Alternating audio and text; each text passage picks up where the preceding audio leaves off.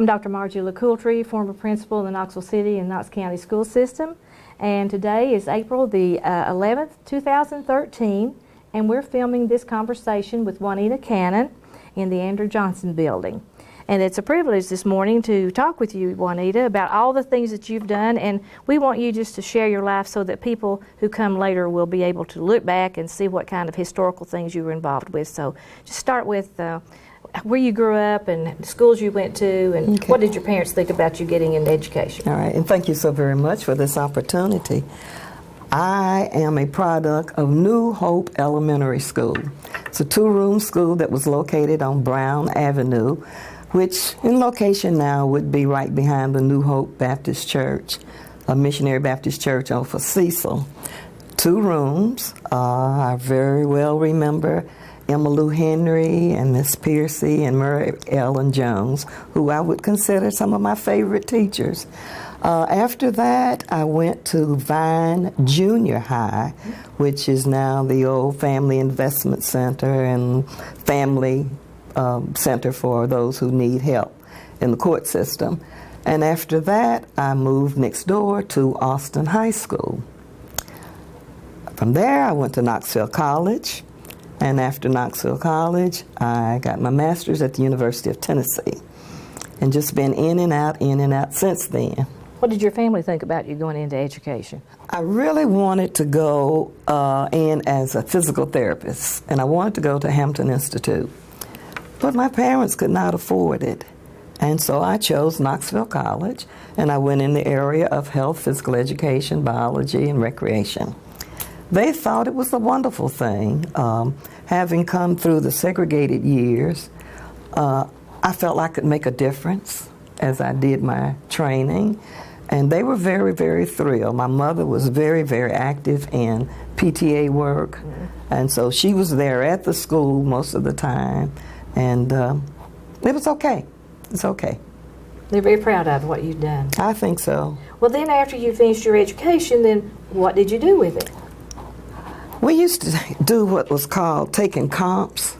You remember that? And when I finished my comps at Knoxville College, I went immediately to Burt High School in Clarksville, Montgomery County. I finished like 1:30 on a Friday, and I was in Clarksville that Monday. Ironically, I came back to Knoxville and stayed 2 weeks because there was a terrible snowstorm there, and I met those students from Burt High School in the Austin High gym, which they were playing the basketball. That's how far out we had to go to play basketball. But I did that for 6 months, and then I came back to Knoxville and worked at the Phyllis Weekly Y during the summer. And then I was called to Alcor, to Charles M. Hall over in Alcor. So I taught there for 5 years, and I did 1 year at Alcor High before I was received a position under the Knoxville City School System at Austin East High School. I know very well Austin East. Yes. I graduated from the East So part. from Austin East, I went to Vine Middle as assistant principal in '89. And then I did Spring Hill for 3 years as assistant principal. Holston Middle School, we opened up the middle school. Bobby Gratz and I is a middle school. And then I was made principal at Vine Middle Magnet School. And boy, did that make full circle, because now I'm back to my old stomping ground. Really? From Vine Junior to Austin East, back to Vine Middle, and so on. Well, tell me something before you move on. What difference could you see from the middle school time you served there and compared to the high school? What about the students then? I could not understand, Margie, why they were always running. If you want to know the truth. Why were the middle school students always running, and why did they have to stand in line? Because they didn't have to do that in high school. Right. And then they would hit somebody and run. Now, that's not the answer you really want. But trying to work, taking 10 steps forward and 5 steps backwards with middle schools, but they were sweethearts. Precious. They were precious, yes. Well, there is a difference in that 3 years in there, and I often wonder if we shouldn't go K through 8, but some people say, no, you don't want that. But nevertheless, Tell me some of the big events that happened during these times with your education, and then move on to what you did after you were a principal. All right. I was encouraged by Herman Baker to get involved in the Teachers Association.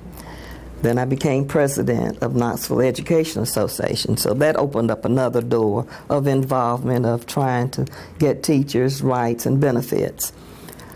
I became a master teacher, 3, the only one at Austin High School. I received a resolution from Tennessee State legislators, Resolution 58, on efforts to combat teen pregnancy.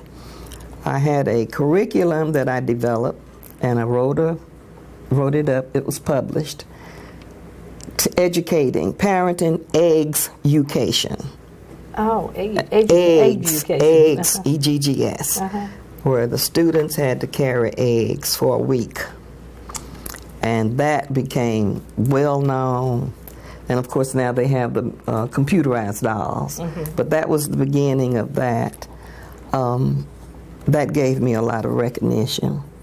What was the impact of that one program that you dealt with? One program, that program, I had one young lady who had a child, and she became more or less the poster girl. And I'm so proud of her now because she's in ministry.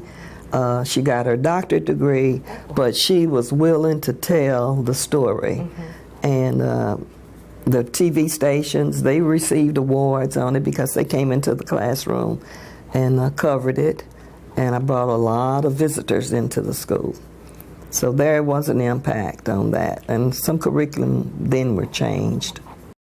Juanita, we need to touch a little bit on the integration of schools, and just recently I was over in Clinton looking at the Clinton 12 over there, and I understand you have some information there. Why don't you share it with us? Well, when I was a student at Vine Junior High, the Clinton 12, 3 or 4 of them were students there. They had to get on the bus and ride from Clinton to come to Knoxville every day for school. Oh. And so I do know them personally. I'm still in contact with Joanne. We email each other quite frequently.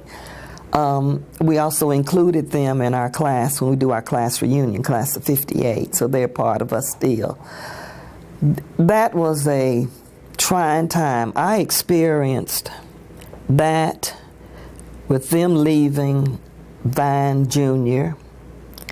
I experienced moving on to Austin High School when the teachers were integrated.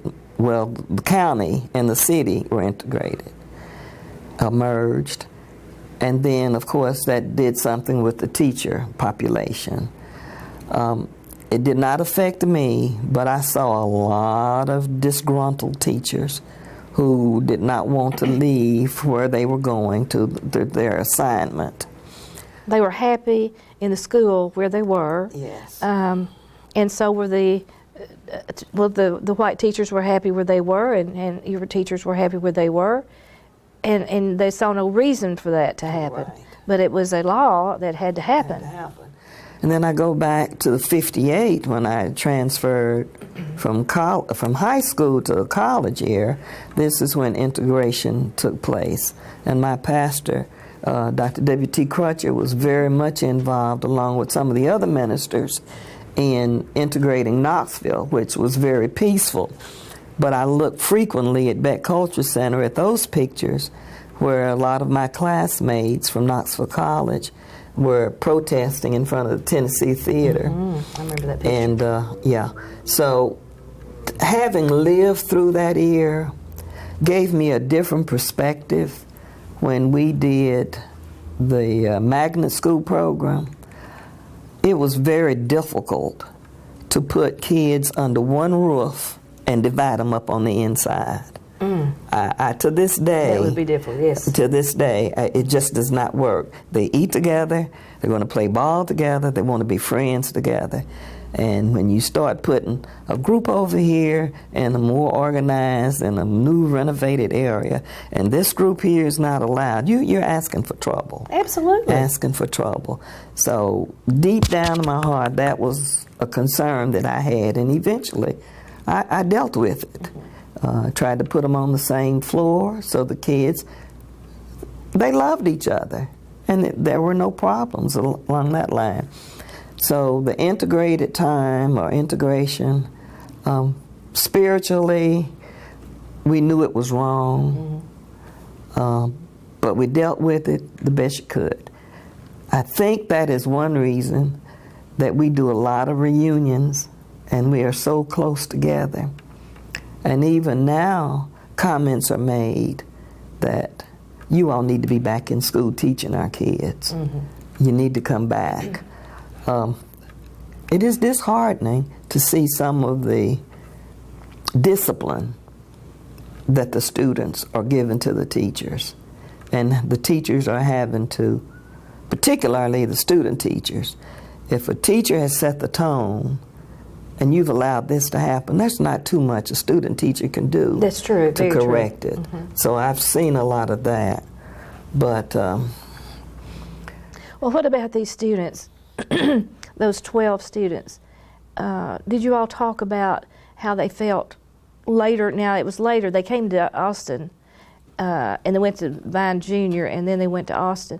But then they were able to get into the Clinton High School. yeah, they didn't come to Austin. The year that we were to go, that's when they did the bombing and what have Oh, you, yes. and opened it up. I was able to see them receive the humanitarian award from the National Education Association in D.C. about 3 years ago. So that was interesting to say. I know them personally. I know you. So we were in That's school great. together. Yeah. That is so wonderful. 6th, 7th, 8th, and 9th grade. That was the junior high. 7th, 8th, And 9th. and 9th. I went to Park Junior, so right. they were juniors, and then Right. they moved them into the middle school. Yeah. And I think maybe they changed it to 9th grade before we got over there. I just can't imagine what it would be like to want to go to school, want to get your education, and the doors be blocked. Well, yes, and for me to walk from Glenwood to then McCall Avenue or Vine Avenue, and the number of schools that we passed, it's disheartening. It is disheartening, and then as you came along on your educational path, that's why you try to make it so positive for the students that you came to, whether they were black, white, or whatever. Absolutely. You wanted to make them have the best that they could have. Absolutely, yes, yes. Well, we come through difficult times sometimes, and it's and you don't know what the seed was. Of course, it goes back to 1700 and all way back Right. in history. But we want to make it better. We know if we can't come in where we are and make that spot better, then our time's not been useful. For useful, absolutely. What do you see in education today, because you're still involved, it's maybe different from when you were at Austin High School? The curriculum is definitely different. I'm working part-time with Lincoln Memorial University as a supervising teacher, and of course going in to do that, teachers work so very, very hard, very, very hard, for sometimes the appreciation that is really given. The curriculums have changed, the facilities have changed, and I would say for the best. The technology is very, very important now. So great changes from the time I was in school and teaching, even after I retired. You can see a big difference. And I'm sure the expense of technology has added a lot to school budgets now I'm that sure it weren't has. there. But it really, our children, I've got a grandchild at 2, and he can work this iPad lickety-split, and I can't even turn it on. And so, you know, if you don't get them that young, they're going to be great when they get out there. That's true. I teach etiquette at Crutcher Memorial, and I asked the other day when I was doing this about how you hold your pencil or your pen, and we went through that scenario, and some were holding it backwards this way. So how can you see how to write? And I said, do you teach pen? Is penmanship taught anymore? And I said, Miss Cannon, we're on the computer. Well, I mean, you've got to sign your checks. Maybe they get deposited too. That's true. So they don't have to do that. that's true. Yeah. What are some success stories as you look back in any area that you were working? What's a success story? Well, I have to go back again to my involvement with the Teachers Association. Has given me an awesome opportunity to travel. Going to foreign countries, working with Education International. I had a chance to go to Stockholm, Sweden, Porto Alegre, Brazil, Zimbabwe, Africa. So what did you get from one of these countries? What did you learn from the culture? I learned that we are still blessed here in the United States with our educational system. The women are very much in need of education as we travel to those different countries.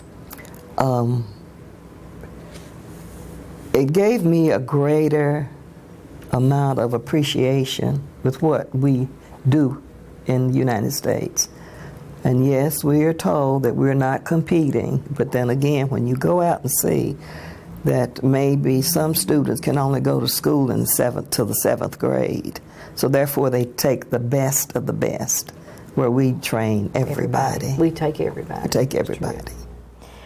You were involved a lot with the Education Association, starting here in Knoxville and moving on. Tell me a little bit more about that. You moved up the ladder and... Yes, thanks to Herman Baker and Della Oliver, I was encouraged to be the teacher representative. And then from there, I was elected president of KEA, and then ended up with the merger with KCEA and serving on that board. Then I was elected by my peers across the state for the Tennessee Education Association. And after that, I became the NEA, National Education Association Board. Believe it or not, that relationship that started in 1969 goes on till today.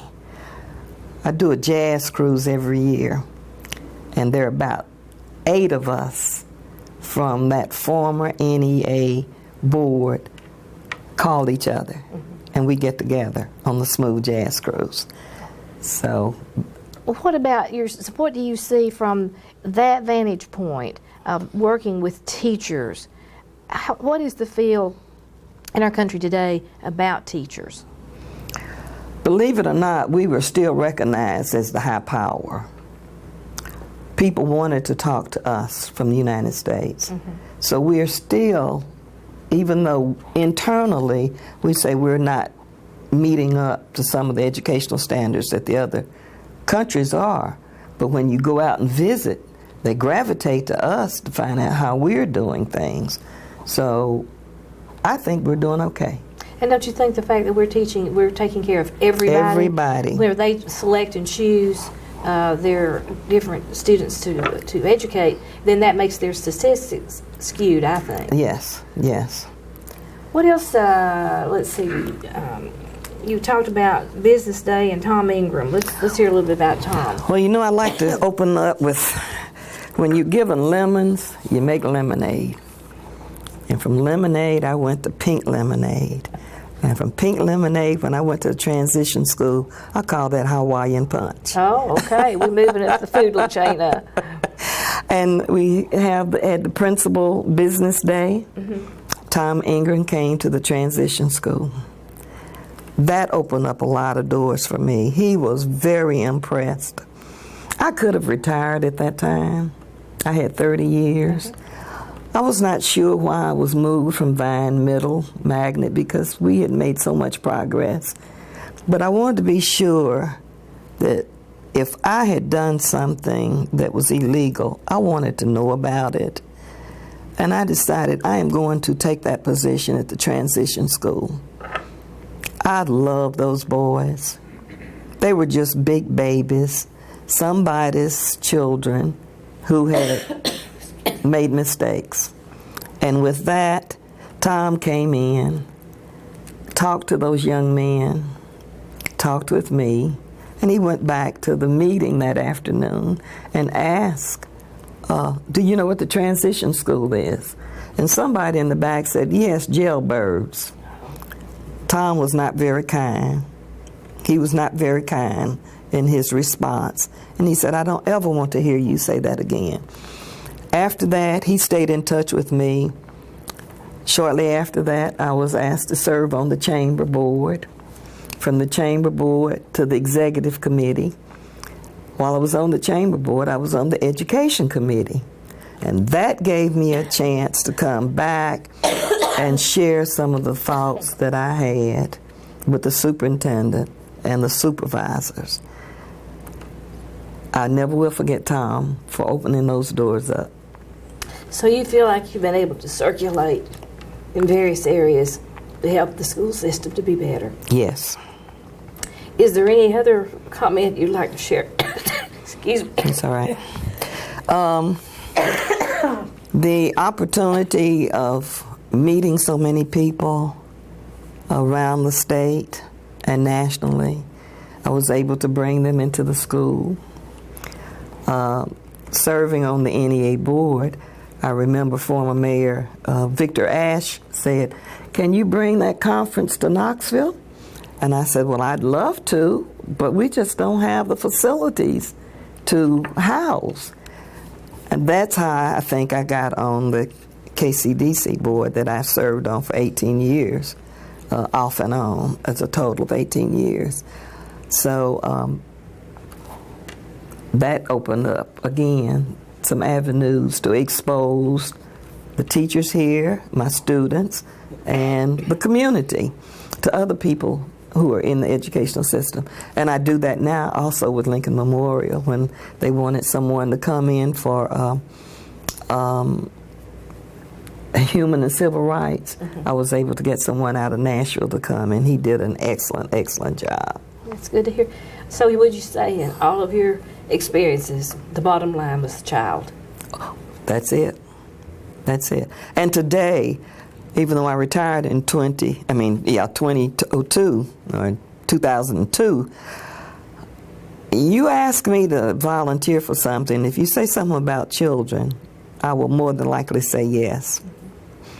When I was at Holston Middle School, and they called me the hugging principal.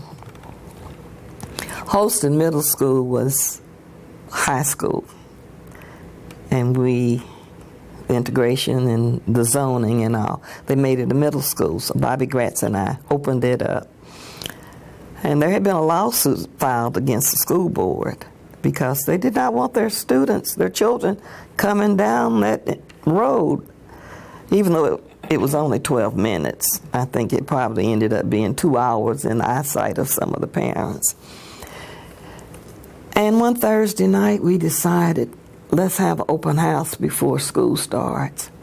And we went in, and they were not happy. The men had their hats on, and so Bobby introduced me as his colleague. And when I got up, I said, if you want to sue somebody, sue us, because we're going to love your children. And afterward, one of the ministers came to me and said, lady, you love the Lord, don't you? I said, I most certainly do. He said, this school is going to be all right. I said, it certainly is, because we're going to love you. Love those children. And I looked down at his little daughter, and I said, you want a hug or a handshake? And she looked up at her dad, and I said, I'm not talking to him, I'm talking to you. She said, a hug? I said, put her up here. So he lifted her up and put her up on the stage, and I hugged her. He said, I've got to come up and get my hug. So I hugged him, and then I realized they were coming up on the stage to be hugged. I'm like, I need to be out here in the hall. And all the central office staff worked so hard to get the school ready. The custodians worked so hard carrying all of those desks and file cabinets up the step. And I looked at them on the side, and I said, you all need a hug too. So I went over there and hugged them. That's how, I go back to Spring Hill. One day I was standing out in the hall, and a little fella came out, and he said, Miss Cannon, you don't look like you feel very well today. You need a hug. Oh. And I said, well, give it up. And we put the Baptist hug in it, that old rock. He has done quite well since then. I talked to him about 3 Sundays ago and told him I still refer to that. So that just carried on over to Holston. Well, after the students came in that Monday, I hugged every last one of them. I was standing at the door because that's who they remembered that night. And several of the media people were there. And I turned around and here this young man was in a wheelchair. And I said, oh, baby, you need to go to class. He said, I have not had my hug. And had his hug. 2 weeks ago, I was at the doctor's office. And a lady came in and she said, were you a teacher? I said, yes. Were you a principal? I said, yes. She said, are you Miss Cannon? I said, yeah. She said, I am Nathan's mother. I said, oh, praise goodness. I've been trying to call his name. She said, I still have that clip that was shown on the TV. And she said, now I'm going to tell you now. You said if you want to sue somebody, sue me. I'll sue you if you can't stay here. I said, but we don't have an elevator. So shortly after then, they put a stair track in, and we were able to keep it. And that was so much fun because the special ed kids and those with disabilities, we just had so many activities that brought them in, and the parents, the school just flourished. We had a beautiful time. So that hugging continued on to Vine, Middle Magnet. I didn't ask them to line up before school started. I looked out the window and they were up the steps and down the street. And I hugged every last one of them. And then when Congressman Duncan said, Mr. Speaker, the hugging principal has retired in Knoxville, Tennessee. Oh. I'm like, thank you. It's official now. Well, you have made a difference in all the places you've been in, any area. And as you look back, you can think, it was worth my time to be here. Yes. And I guess we all want to feel like we fill the right space with the right thing that we should be doing. Right. So, congratulations on all the things that you've done and all the people that you've impacted. I know they'd love to say thank you, and they'd like to have a hug too. Oh, yes, and that's one of the joys of teaching. It's a beautiful joy for me because wherever I go to eat, you know, the waiter said, do you know that young man over there with the cap on? I said, no, I don't. She said, well, he's my boyfriend, but he said he had you in school. I said, well, go over there and tell him he knows what he's supposed to do. So she went over there, and he got up and came over and gave me a big hug. Well, it's important to make an impact and let students at any age know how we care about them. That's true. Because if they don't know how you care, you can't teach them. Can't teach them, no. And that's the importance of being an educator. Right. Is caring. Yeah. So we're so happy to have you here today. Well, thank and to you. share all the various activities that you've done and events and personal experiences. Yeah. And we know you've got a lot more to go. So. Oh, yes. I think about every morning, well, not as frequently as I used to be, but going to Associate Therapeutic, and a lot of the teachers are there, and we just have a good old-fashioned teachers meeting right in the pool. Well, that's good. Well, this has been a conversation with Juanita Cannon, former educator in the Knoxville City School System, in the Knox County School System, and in the government as well. And we've learned lots of good things from Juanita, and hope that you'll come back and look at other educators that have been interviewed. Thank you so much. Thank you.